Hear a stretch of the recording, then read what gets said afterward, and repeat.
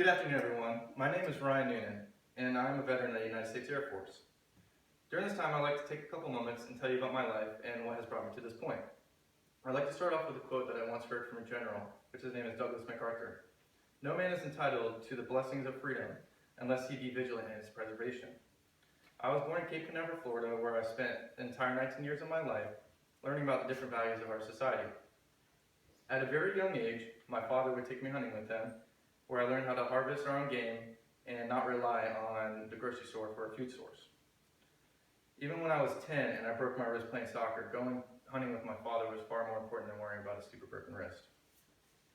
I spent a lot of time playing sports as a kid, as well as playing the drums, which I learned from taking lessons from my next door neighbor.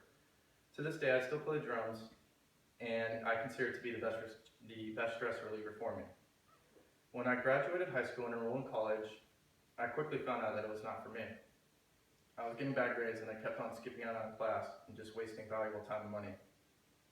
Since the majority of my ancestors served our country by joining a branch in the military, I decided to join the tradition and join myself. The choice of joining was easy, but going through the motions was the hard part. Here I am 19 years old, my very first time away from home, and I was stationed on the West Coast, which was 2,500 miles away from home. I was stationed at Nellis Air Force Base in Las Vegas, also known as Sin City. According to an article, it would take 288 years for one person to spend one night in a hotel room in Las Vegas. Remembering what happened in college, I did not want the same thing to happen to me here. I decided that I was not going to fail by giving it my all. I took every advantage to better myself by following my leaders and listening to the rules and guidelines. I take such pride in the fact that I was responsible for repairing multi-million dollars worth of aircraft and parts, along with friends and memories that I made along the way.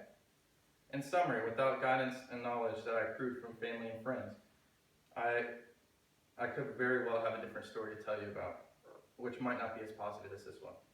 I always hold accomplishments that I earned near and dear to my heart, and I'll fall back on them if I run into any trouble during my future.